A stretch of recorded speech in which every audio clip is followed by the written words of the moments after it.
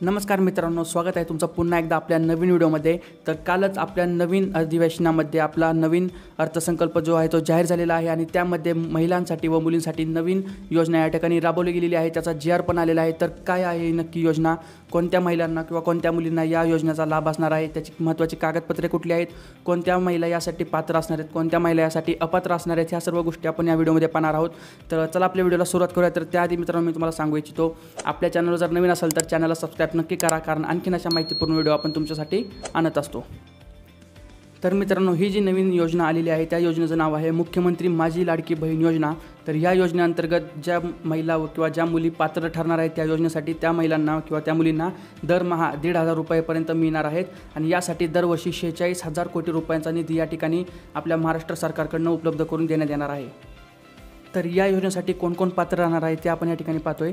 तर महाराष्ट्रातील रहिवासी, विवाहित, विधवा, घटस्फोटित आणि निराधार महिला ह्या सर्व या योजनेसाठी पात्र राहणार आहेत।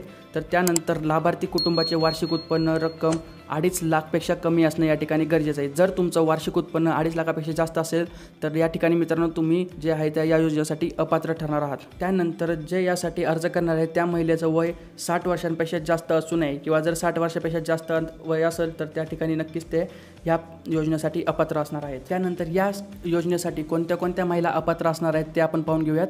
तर ज्या महिलांच्या कुटुंबाचं उत्पन्न हे 2.5 लाखापेक्षा जास्त असणार आहे त्या महिला या ठिकाणी अपात्र असणार आहेत। मित्रांनो, ह्या गोष्ट लक्षात ठेवा की या ठिकाणी तुमचं वैयक्तिक उत्पन्न गृहीत धरणार नाही, तर संपूर्ण तुमच्या कुटुंबाचं जे उत्पन्न आहे ते गृहीत धरणार आहेत। आणि ज्या महिलांच्या कुटुंबाचं उत्पन्न 2.5 लाखापेक्षा जास्त असेल त्या महिला या ठिकाणी नक्कीच अपात्र असणार आहेत। त्यानंतर जी महिला यासाठी अर्ज करणार आहे या योजनेसाठी, त्या महिलेच्या घरात जर कोणी इन्कम टॅक्स भरत असेल किंवा घरातल्या कोणालाही जर सरकारी नोकरी असेल किंवा कोणीही जर निवृत्तीवेतन म्हणजे जर पेन्शन कोणाला मिळत असेल तुमच्या कुटुंबामध्ये, तर नक्कीच त्या कुटुंबातली जी महिला अर्ज करणार आहे ती महिला अपात्र असणार आहे ह्या योजनेसाठी।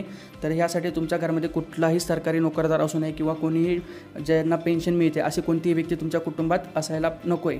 जर असं कोण असेल तर नक्कीच तुम्हाला या ठिकाणी या योजनेचा लाभ घेता येणार नाही आहे। त्यानंतर तुमच्या कुटुंबामध्ये 5 एकरपेक्षा जास्त जमीन असू नये, ठीक आहे। जर तुमच्या कुटुंबाला जर कुटुंबाच्या नावावरती किंवा कुटुंबामध्ये कुठल्याही सदस्याच्या नावावरती 5 एकरपेक्षा जास्त जमीन असेल तर तुम्हाला या योजनेचा लाभ घेता येणार नाही आहे। त्यानंतर तुमच्या कुटुंबामध्ये कुठल्याही सदस्याकडे 4 चाकी वाहन असू नये, ठीक आहे। जर तुमच्या कुठल्याही सदस्याकडे 4 चाकी वाहन असेल तर तुम्ही या ठिकाणी या योजनेसाठी अपात्र असणार आहेत। या ठिकाणी कुठल्याही प्रकारे म्हणजे जे शेतीसाठी वापर केला जातो, म्हणजे यामध्ये ट्रॅक्टर आहे तर ट्रॅक्टर या ठिकाणी गृहीत धरला जाणार नाही आहे। तुमच्या कुटुंबामध्ये ट्रॅक्टर असला तरी चालेल, पण ट्रॅक्टर सोडून कुठल्याही प्रकारचं 4 चाकी वाहन या ठिकाणी जर तुमच्या कुटुंबामध्ये असेल तर तुम्ही या योजनेसाठी अपात्र असणार आहात, याची तुम्ही नोंद घ्या।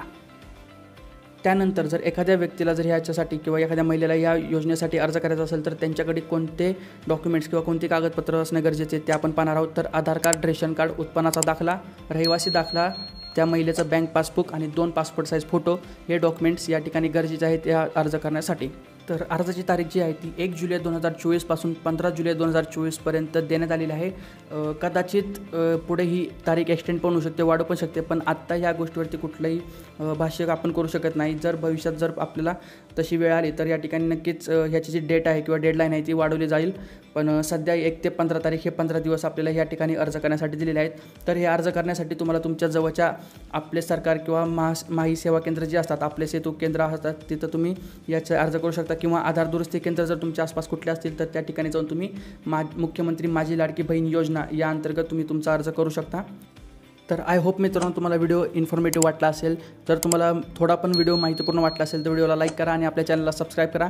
आणि जर तुमचे काही डाऊट्स असतील या योजनेअंतर्गत तुम्ही खाली कमेंटमध्ये विचारू शकता। कमेंटमध्ये मी तुमच्या कमेंटचा रिप्लाय नक्की देईल। ठीक आहे मित्रांनो, भेटूयात पुढच्या व्हिडिओमध्ये, तोपर्यंत धन्यवाद।